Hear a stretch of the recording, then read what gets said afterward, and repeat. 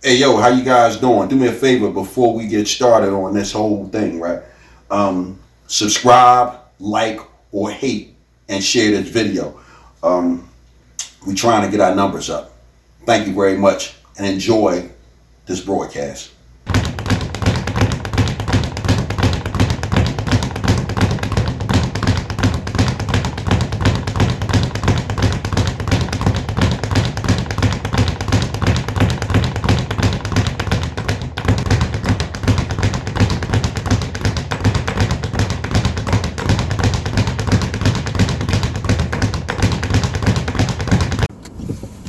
Good morning, America and the rest of the world. Xander J. Hobson here. This here is another episode of The Devil's Advocate, a product of the Brilliant Artist Movement and Hell for Leather News. As you can see, I got on the green marijuana hat, and I got on the light green bomber jacket. I got this jacket for a great price, man. I think I paid about $20 for it. And I'm at a stage in my life where I am a convenient shopper. I do a lot of shopping at consignment shops and occasionally a thrift store. So, as you can see, I put on the silver Rudy Giuliani prosecutorial glasses. And today, folks, we're going after big fish. We're going after a fella by the name of Leonard Larry McKelvey.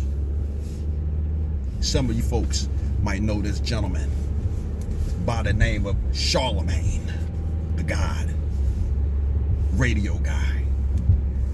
And we're going to do something different from what we normally would do during this episode of the Devil's Advocate. What we're going to do, we're going to give Charlemagne the God his own donkey of the day, you know, because Charlemagne the God has all the signs and symptoms of not only being the donkey of the day, he has the signs and symptoms of being a jackass. So I happened to cross Charlemagne the God on the internet when he was trying to imply that actor Lakeith Stanfield was somehow a snitch or a coon or some type of Uncle Tom because he played a part in the movie The Black Messiah a little bit too well. Charlemagne the God trying to put toxic poison in the air about Lakeith Stanfield in an interview with a brother, I believe the gentleman's name is Daniel Kalula or something to that effect. And the brother had to check Charlemagne, you know, and it was very well done. I have to be honest with you. I have a peripheral knowledge of Charlemagne the God,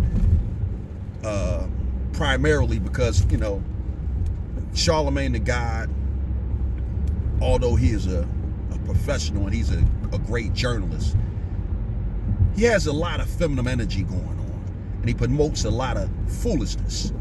I suspect that his years under the tutelage of the great Wendy Williams rubbed off on him.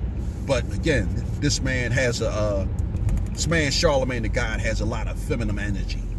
And to be totally honest with you, you know, it sickens me, you know. And not only do I take issue with Charlemagne the God trying to take a cheap shot at Lakeith Stanfield for playing his role to the T in a movie, I take issue with Charlemagne the God being on the air with comedian Andrew Schultz and talking about bottoms and tops. Again, Charlemagne the God having a lot of feminine energy flowing through his veins. Because what self-respecting heterosexual man sits around talking about the tops and the bottoms of the homosexual community? I would suspect that a heterosexual man like myself wouldn't have the slightest interest in what occurs in the homosexual community. I know I don't, you know. And, you know, Charlamagne, you got a lot of stuff with you, man. You're one of my favorite interviews that I've seen. I like when Judge Mathis checked you and Wendy Williams, and he called you on your feminine energy, Charlamagne. And another one of my favorite interviews where you were checked. You were doing an interview with Dr. Umar Johnson, and you was trying to come across like a clown, Charlamagne. And Umar Johnson said, knock it off. And right away, you got the point. So I'm not going to spend a whole lot of time on Charlamagne the God, a fella with a whole lot of feminine energy as a result of all his years hanging out with the great Wendy Williams. How you doing? And his lack of maturity and clowning around and acting like a court jester, promoting this feminine energy that you put out, Charlamagne.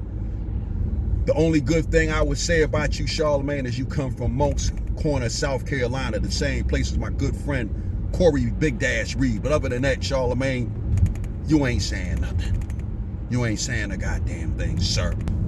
So as we sum this up and get ready to get out of here, we're giving Charlamagne the God his own donkey of the day for his jackassery when, trying to take cheap shots at Lakeith Stanfield for whatever petty grudge Charlamagne may have against this man, as well as Charlamagne the God sitting there engaging in a conversation about tops and bottoms, Charlamagne the God promoting homosexuality in his own subtle way.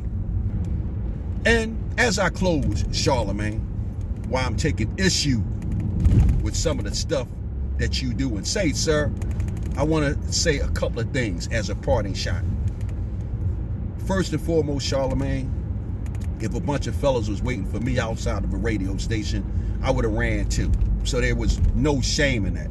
Xander Hobson doesn't consider you weak or a coward, because a good run is better than a bad stand any day. So don't even take issue with that. But I'm going to point that out to you, Charlamagne, because it was your mouth that had those fellas waiting for you outside that day, sir. And I still see you got a mouth on you.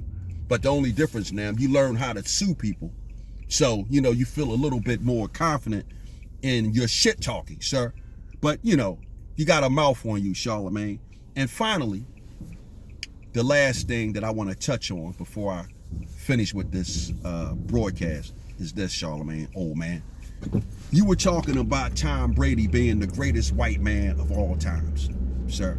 I take issue with that, because to be totally honest with you, Charlamagne, the greatest white man of all time is George W. Bush, followed by a fella by the name of Brian Behar out of Philadelphia, Pennsylvania, George Goodman and his son Francis Goodman, and finally, to round out these numbers, Jesse the Body Ventura and Stan the Lariat Hansen.